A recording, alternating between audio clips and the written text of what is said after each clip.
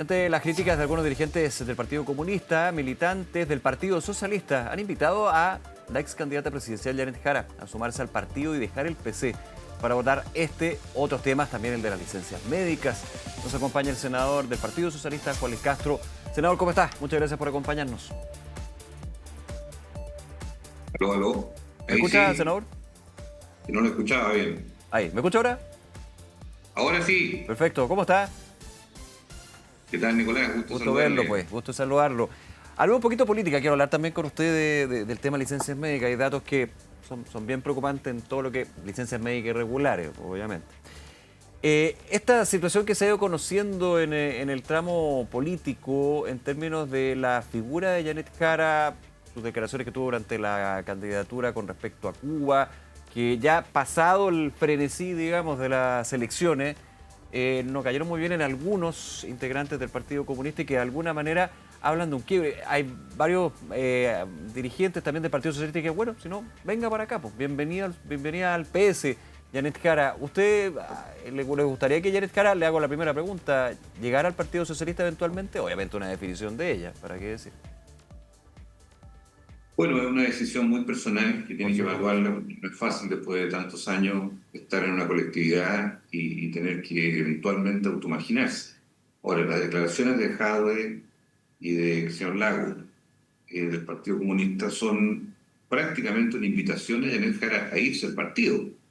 Yo lo interpreto así porque son hostiles, están marcando un perímetro doctrinario, dogmático, que nadie dentro del PC puede atreverse a decir que Cuba es una dictadura o que no es una democracia. O sea, yo considero que son muy ofensivas esas palabras para la propia ex candidata presidencial del propio Partido Comunista. Y además fueron ellos muy insolentes con el presidente de la República. No olvidemos que también emitieron epítetos descalificatorios hacia él, Mm.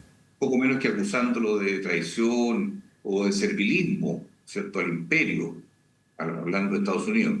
O sea, estas son palabras francamente muy retrógradas, que yo creo que ni a Janet Jara ni a nadie nos hace ninguna sintonía de lo que está viviendo Chile con respecto a lo que ellos dicen, de lo que ven en el mundo que parece que es otro mundo de la década del 60 o 70. Entonces, me parece a mí que el Partido Comunista está sufriendo cambios, las disidencias se están visibilizando, Ujú. hay sectores que probablemente van a levantar su voz, no sé si ahora o más adelante, en marzo, y esta cúpula que tiene hoy ese partido es muy ortodoxa, Porque ahora que es una... cuánto peso también tienen estas declaraciones de militantes conocidos, digamos, del Partido Comunista, y si eso también es parte de, no quiero decir de las bases, pero sí más de la interna, digamos, del PC. Yo no lo sé, pero obviamente que públicamente el exalcalde, ex candidato presidencial también, precandidato presidencial en su minuto del Partido Comunista, Daniel Jadwe, y además de señor Lago, claro, son relevantes para el partido. Muchos dicen, bueno, pero no es el partido el que está hablando, no es la declaración institucional del partido, aunque evidentemente hay una mirada bastante concreta en términos de este tema en particular, que fue difícil para la entonces candidata Janet Jara, de hecho, difícil en términos de cuando se le preguntaba.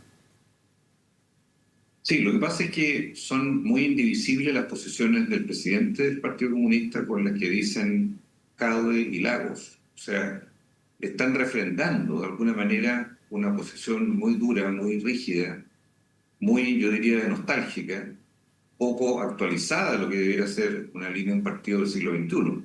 Entonces, yo creo que esto, dicho ahora, ¿y por qué se dice ahora? Justo en los días que se sabe que Janet Jara está reflexionando, está viendo si continúa o no, que debe ser muy doloroso.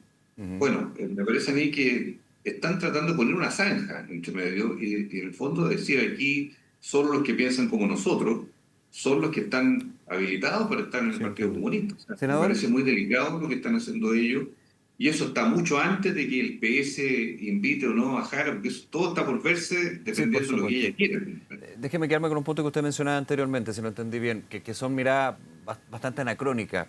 Lo entiendo así, ¿no? Esto. Sí. Ahora, uno podría también preguntarse, ¿puede una dictadura ser dictadura hace tantos años atrás en términos de la opinión que puede tener una colectividad o una corriente política y años después no ser dictadura o al revés, digamos, porque las dictaduras son dictaduras y las democracias son democracias. Sí, lo que pasa es que en el devenir del tiempo, recordemos que en la década del 60 y los 70, toda Latinoamérica fue recorrida por dictaduras de derecha, Ujú. otras de izquierda, como fue la cubana, pero donde el rol de la democracia imperante no era precisamente muy fuerte. O sea, se justificaban muchos atentados a la democracia en esas épocas bajo el orden, bajo la seguridad nacional, bajo el criterio de que aquí había que tener una suerte de pacificación por decreto. Asimismo fue en Chile la dictadura militar. O sea, por eso le digo que como los tiempos han cambiado, no digo que los tipos de gobierno hayan cambiado, pero ya en esta etapa del siglo XXI es muy difícil sostener que una democracia es tal cuando está tutelada, cuando tiene un partido único, cuando tiene falta de libertad de expresión, cuando se violan los derechos humanos. O sea, todo eso constituye un abanico que uno dice esto no es una democracia. Pero el Partido Comunista chileno eso no lo ve, ni quiere verlo, que es lo peor de todo. Y eso habla de que tenemos una visión contrapuesta, no solo de otro país, de Latinoamérica, sino de lo que son los valores de la democracia. Y creo que ahí está el problema de fondo, porque Janet Jara dijo en campaña al principio que Cuba era una democracia distinta. Sí, Esa fue la palabra que usó. ese fue. Y después dijo que no era democracia. O sea, también ella fue mutando en el camino hacia una posición, yo diría, bastante sensata, que yo comparto, pero que obviamente está en las antípodas de lo que piensan los jerarcas del actual Partido Comunista Chileno. Ahora, y en la situación de Venezuela también, cuando se le preguntaba sobre Venezuela. O Sobre sea, técnicamente Venezuela, Venezuela sigue lo mismo, digamos. Muchos dicen no hay grandes diferencias, sino que hay una relación quizás más de conversación con Estados Unidos que lo hubiera pensado, pero usted también opina en términos de lo que ha sido el tema de Venezuela y cuando se habla de la visión que tiene el PC y lo que en su minuto también decía la candidata Jara. Y las críticas que el PC hizo en su minuto también al presidente Boric, hay que decirlo. sí, sí, esto es un conjunto de síntomas de la misma enfermedad, por decirlo en términos médicos. Ya. Es decir, cuando ahora, días atrás, va el presidente del PC a Cuba y le rinde homenaje a esos 32 guardias secretos cubanos que mueren cuando es secuestrado Maduro, ¿de qué está hablando? Está hablando de una simbiosis, está hablando de una unidad de propósito de lo que, comillas, sería la causa revolucionaria, reflejada en Cuba y reflejada en Maduro.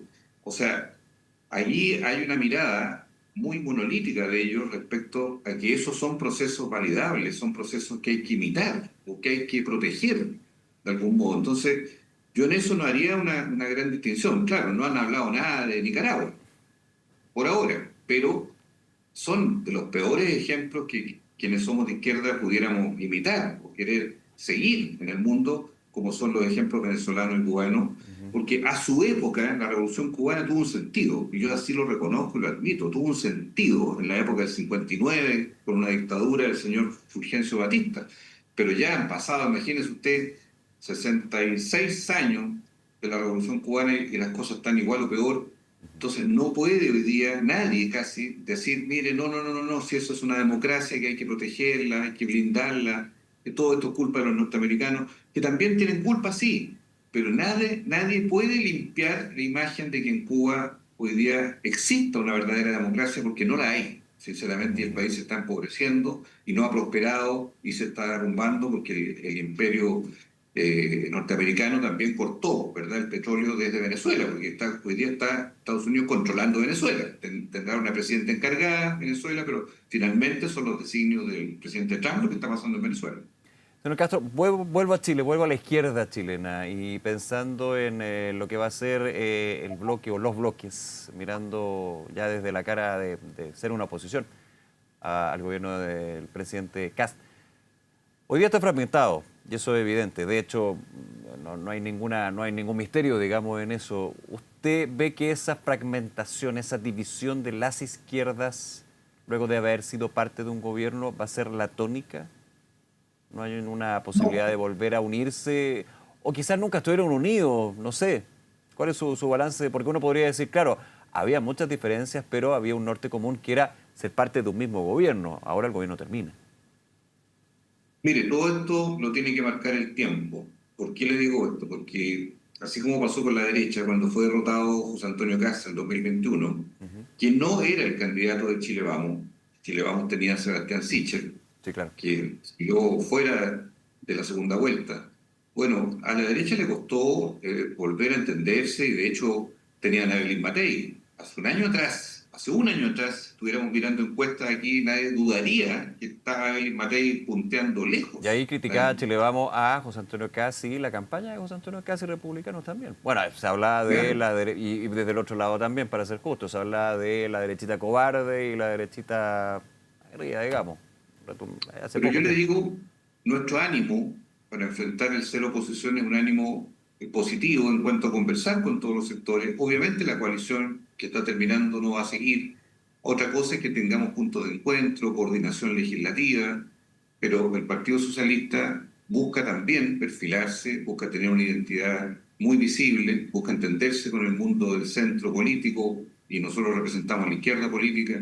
O sea, busca de algún modo superar el actual estado de cosas porque la derrota que se sufrió en la última elección presidencial fue muy grande, fue muy significativa, con voto obligatorio, con 85% de participación ciudadana. O sea, nadie puede negar la legitimidad que eso tuvo. Y eso no puede pasar de largo entre nosotros. O sea, hay que hacer una reflexión de Ujú. por qué la izquierda no ha podido reenganchar, reconectar con la ciudadanía en los proyectos que hay. Entonces nos vamos a dar tiempo, eso es lo que le quiero decir. No es que por decreto de que al 11 de marzo Sí, estemos por supuesto. reconfigurados en otra coalición, todavía eso está por verse, ¿Y eso porque tiene hay que que ser analizarlo con analizado mucha o más calma. bien ver de alguna manera cómo va fluyendo en el tiempo?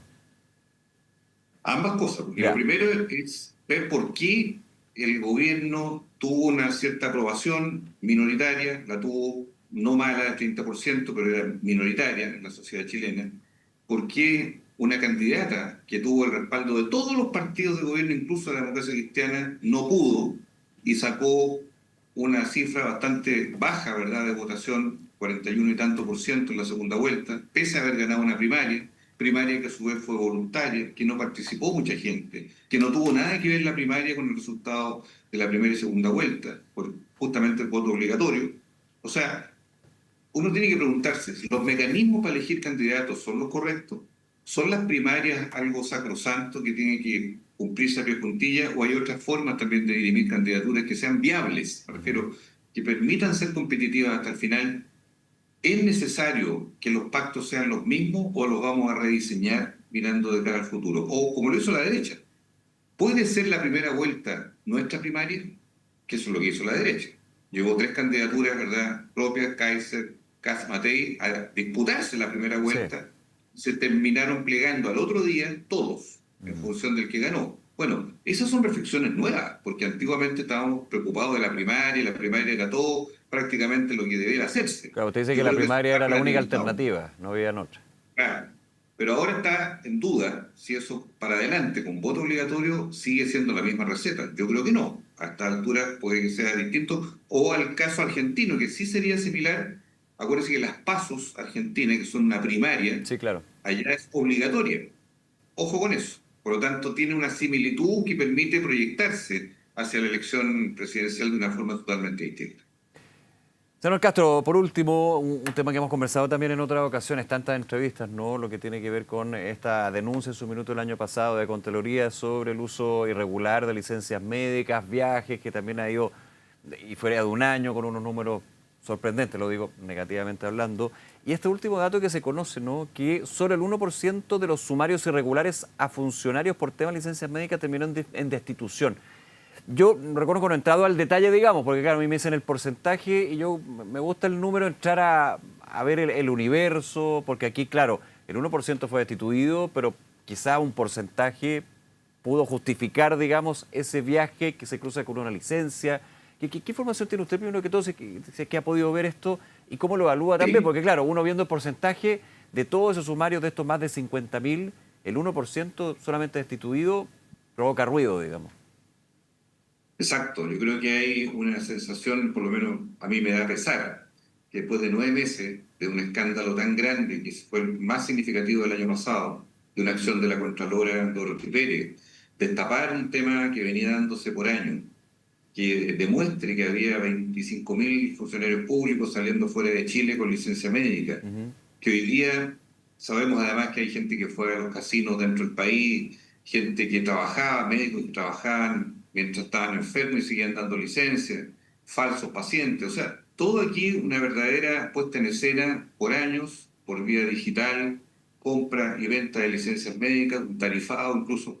Esto tenga tan mínima expresión en la fiscalización como que solo 262 funcionarios de 262. esos 25.000 se han desvinculado. Yo no Por sé si, por favor. ejemplo, son sumarios que todavía no han terminado porque los sumarios tienen tiempos que a veces son bien largos y también hay una Sí, crítica que se ha hecho al aparato sí, público sobre eso. pero miren, a mí me da pena que el mundo público, que es un mundo que yo respeto, que tiene 1 millón de trabajadores, Chile, tenga hoy día estas figuras de sumario que siempre queda la idea que no terminan en nada.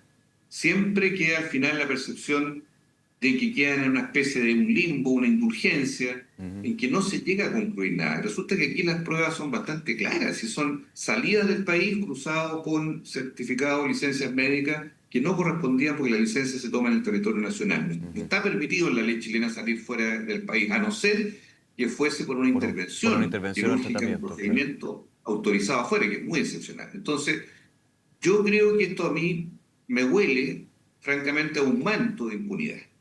¿Por qué?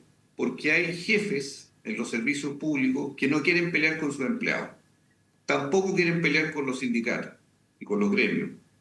No quieren que nadie se sienta atacado porque después les puede llegar a ellos. Sienten de que si echan a alguien, después ¿qué les va a pasar?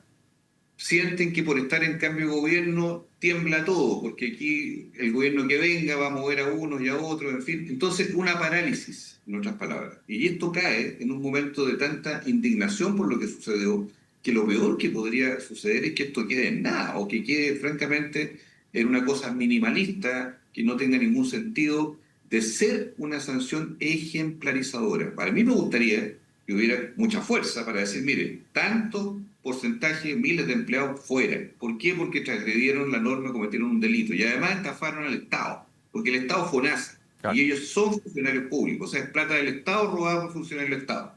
Mal, pues, ¿no es cierto? O sea, yo quisiera en esto claridad, quisiera que hubiera más fuerza en el aparato público, sobre todo en el Ministerio de Hacienda, en la Dirección de Presupuesto, que comandó esto desde el principio. Fíjese que creó comités de ausentismo laboral, por ahí por mayo. Ujú. ¿Alguien ha sabido algo de eso? Nada. Fíjese que dijo que esto iba a ser hasta el último, hasta el final se iban a llegar Sí. en las investigaciones. Y mire, llevan 9 meses, los sumarios no debieron durar más de 6 meses. Estamos 9 meses en esto. Va a cambiar el gobierno y todavía tenemos una expresión tan baja de sanciones. Y quedan 21.000 sumarios dando vuelta. ¿Dónde van a terminar esos sumarios? Me pregunto yo. Mientras más tiempo pase, más olvido va a haber, que es lo que nos ocurre en Chile muchas veces, ¿verdad?